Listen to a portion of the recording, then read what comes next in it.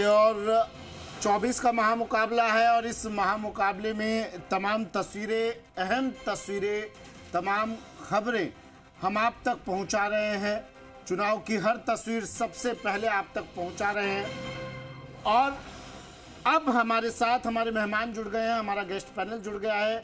मेरे सहयोगी भी लगातार हमारे साथ ग्राउंड जीरो से मौजूद रहेंगे, लेकिन हमारा खास पैनल अब हमारे साथ जुड़ गया है जिनसे हम अब चुनाव की तस्वीर जानने की कोशिश करेंगे। मैं इंट्रोड्यूस करवा देता हूं। पहले कांग्रेस से पीसीसी प्रवक्ता राजकुमार शर्मा जी हमारे साथ जुड़े हैं। राजकुमार जी, स्वागत है सर आपका जी राजस्थान पर। और बीजेपी से मदन प्रजापति जी हमारे साथ जुड़ गए हैं। मदन जी, आपका भी स्वागत है सर जी राजस्थान पर।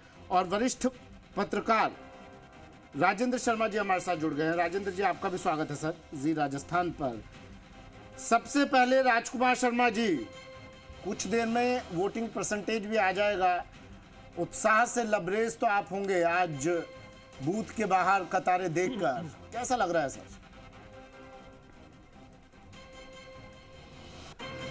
बिल्कुल सुमित जी, हिमाद्री जी, सबसे पहले तो मैं जी न्यूज के ऊपर कहना चाहूंगा, मैंने तो कर दिया मतदान। आप सभी प्रदेशवासियों से, देशवासियों से अपील करूंगा कि मेहरबानी करके आप भी इस लोकतंत्र के पर्व में अतिशीघ्र मतदान करें। जहां तक आप करें उत्साह, तो राजस्थान के जयपुर के अंदर मतदाताओं में बहुत उत्साह है।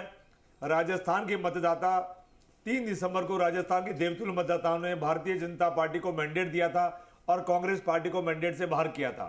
हम लोग विपक्ष की भूमिका बेहतर निभा रहे हैं और राजस्थान की जनता 3 दिसंबर से लेकर आज 19 अप्रैल हो गई है, इतने से दिनों में धाप गई है। मारवाड़ी में शब्द होता है धाप गई है, तो राजस्थान की जनता भारतीय जनता पार्टी की सरकार से धाप गई है। और निश्चित तौर पे 2024 के अंदर 25 सीटें मिली थी, 19 में 25 मिली थी, लेकिन आज भारतीय जनता पार्टी को राजस्थान के देवतुल्य मतदाता 25 के 25 सीटें नहीं देंगे।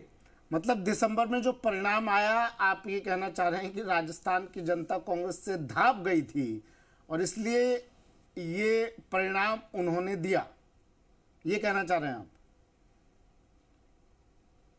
धाप गई थी, कांग्रेस से धाप गई। 3.5 महीनों में राजस्थान की जनता भारतीय जनता पार्टी से धाप गई है। हाँ, मैं भी वही कह रहा हूं कि उन 5 सालों में राजस्थान की जनता कांग्रेस पार्टी से धाप गई थी। अलग बात है, और लेकिन कोई 3 महीने में ही धाप जाए। अच्छा, मतलब ये तो मान रहे हैं आप 5 साल में धाप गई थी आप? 5 साल में धापे वो तो ये 3 महीने का हिसाब तो 4 तारीख को पता चल जाएगा। ये 3 महीने का हिसाब तो 4 तारीख को पता चलेगा। आज तो मैं तो कह नहीं सकता हूं, आप कह रहे हैं तो अलग बात है, लेकिन 4 तारीख को पता चलेगा इन 3 महीने का हिसाब। लेकिन जो दिसंबर में हिसाब आया वो तो 5 सालों का था, और आप उस पर मोहर लगा रहे हैं कि राजस्थान की जनता कांग्रेस से धाप गई थी, यही कह रहे हैं ना आप? नहीं सुमित जी, वो मां बहन बेटी मोहर लगा रही है, तो जो बीजेपी पर लागू होगा वो आप पर भी लागू होगा ना। वो मां बहन बेटी पाले में गेंद नहीं आने देना चाह रहे हैं, जिनको बाहर से गुंडे बुला करके मारपीट करके जमीन पे कब्जा किया जा रहा है। अच्छा, ठीक है। मदन जी,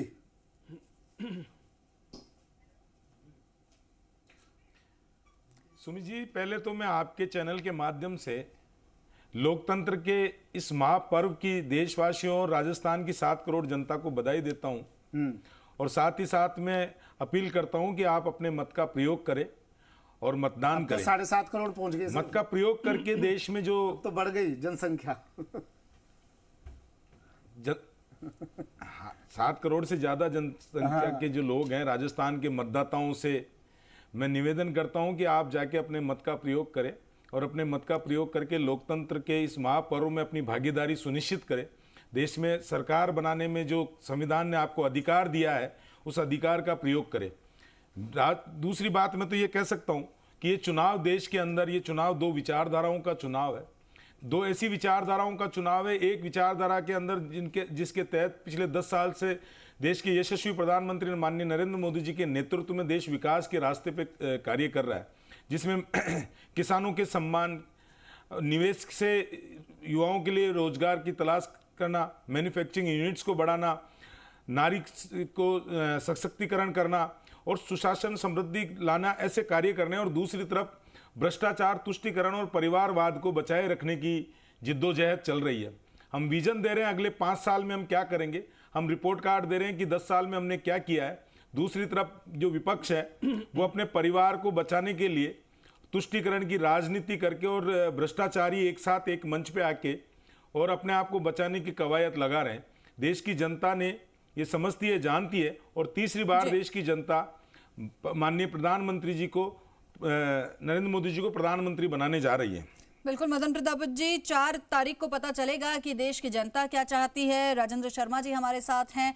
राजेंद्र जी, आपने कई इलेक्शन देखे, वरिष्ठ पत्रकार आप रहे हैं, इस बार किस तरह का एक्सपीरियंस, अपना वोट कास्ट कर चुके हैं आप?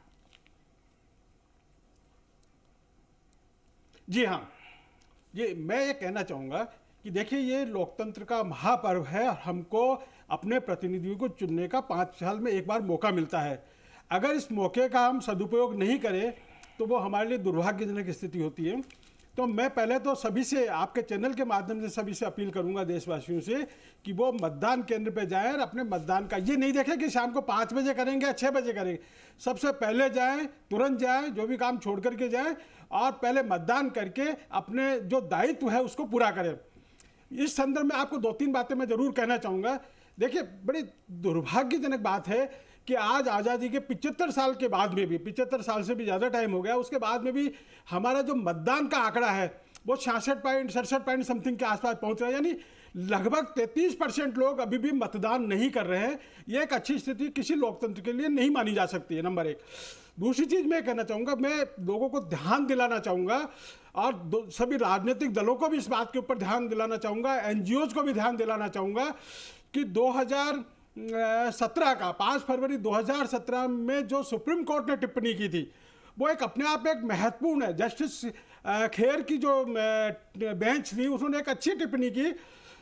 एक NGO ने, वॉइस ऑफ इंडिया के नाम के एक NGO के सज्जन ने सुप्रीम कोर्ट में अपील लगाई थी पब्लिक जन समस्या को लेकर के, उसको लेकर के सुप्रीम कोर्ट ने बहुत अच्छी बात कही। मुझे रोकना पड़ेगा, आपको इंटरप्ट कर रहा हूं मैं, माफी के साथ आपको। मैं फिर से लौटूंगा, कुछ खास तस्वीरें आ रही हैं, वो दर्शकों को दिखाना जरूरी है, दर्शकों को तक पहुंचाना जरूरी है। विष्णु मेरे सहयोगी हमारे साथ जुड़े हुए हैं जयपुर से। विष्णु, किस जगह पर आप मौजूद हैं? तस्वीरें दिखाइए, दर्शकों तक पहुंचाइए, क्या चल रहा है आज लोकतंत्र के इस महापर्व में? सुमित, इस वक्त मैं रेजिडेंसी स्कूल मतदान केंद्र पर हूं, जहां पर राजस्थान के राज्यपाल कलराज मिश्र कुछ देर बाद वोट डालने पहुंचेंगे। यहां पर तमाम तैयारियां हैं और ये जो बूथ है वो आदर्श बूथ बनाया हुआ है। आप देख सकते हैं कि यहां पर निगम की ओर से 0 वेस्ट बूथ यहां पर इसको कहा गया है, क्योंकि कहीं ना कहीं इसको आदर्श मतदान केंद्र कहा गया है। तमाम चीज़ें यहां पर मौजूद है। कारपेट बिछा हुआ है, यानी वोटर्स के लिए कारपेट बिछाया हुआ है।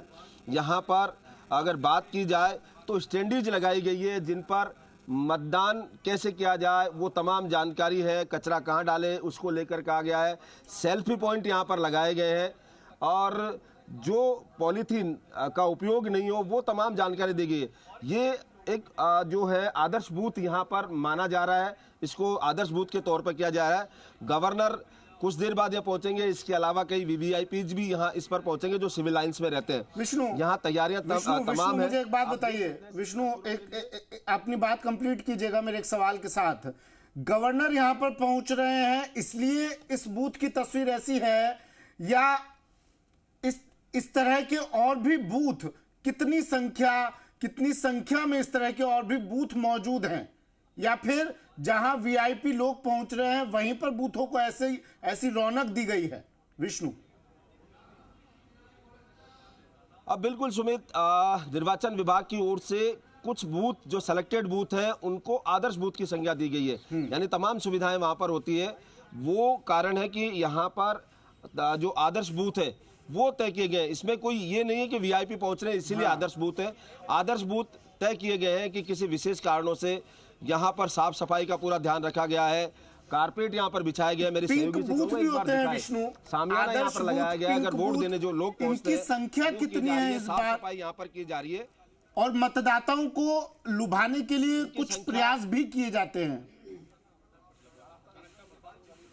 अब बिल्कुल मतदाताओं को लुभाने के लिए किया जाता है और ये तमाम है। आप देख सकते हैं कि पूरी तरह जो गमले हैं पेड़ पौधों के वो लगाए गए हैं सामियाना छाया के लिए लगाया गया है।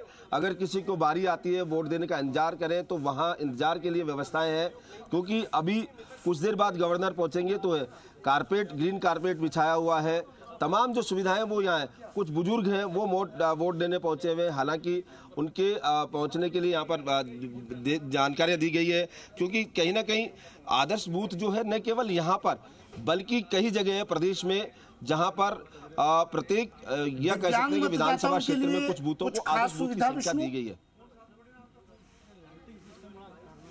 अब बिल्कुल मतदाताओं के लिए आप देख सकते हैं कि यहाँ सामियाना लगाया गया है, पूरी छाया पानी का इंतजाम किया गया है।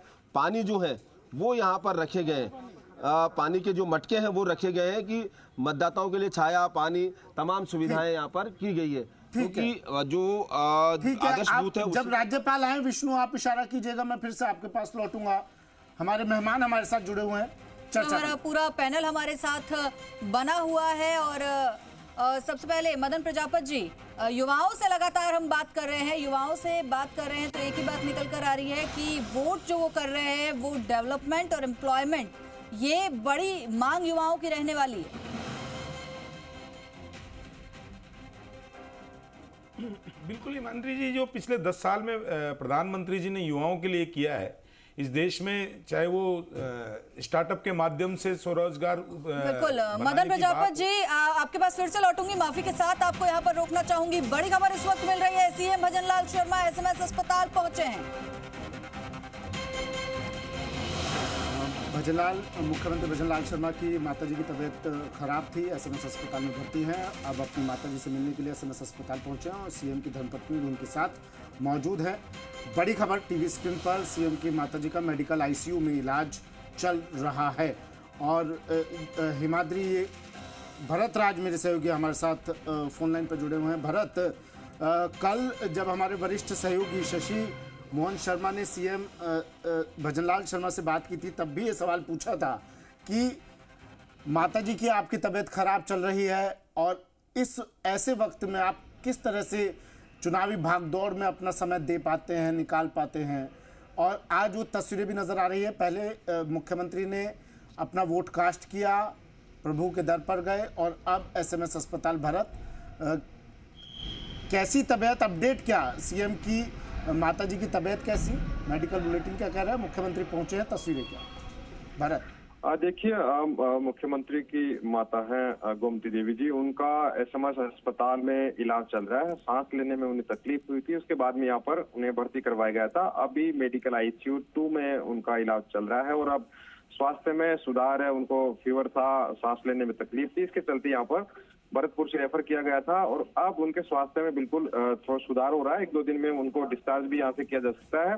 लेकिन उससे पहले अभी खुद मुख्यमंत्री यहाँ पर माताजी की कुशल क्षेम जानने, हालचाल जानने, उनके स्वास्थ्य के बारे में जानकारी लेने, उनसे मुलाकात करने के लिए एसएमएस अस्पताल पहुंचे हैं। यहाँ पर अभी जो एसएमएस के अधीक्षक हैं डॉक्टर अजल शर्मा, वो यहाँ पर मौजूद हैं और अभी कुछ देर पहले ही मेडिकल कॉलेज के प्रिंसिपल डॉक्टर राजीव बगरटा भी भागते यहाँ पर पहुंचे हैं। तो अभी वो माताजी से मुलाकात यहाँ पर कर रहे हैं, उनके स्वास्थ्य के बारे में जानकारी ले रहे हैं कि अब और कितना टाइम लग सकता है यहाँ से छुट्टी होने में। तो लगातार उनके स्वास्थ्य में सुधार भी हो रहा है। डॉक्टर्स की पूरी टीम, इनके लिए एक बोर्ड बनाया गया था जो इनका देखरेख कर रहा है पूरा इलाज में और अब स्वास्थ्य में लगातार सुधार भी हो रहा है। बिल्कुल भरत, तो अपनी माता से मिलने पहुंच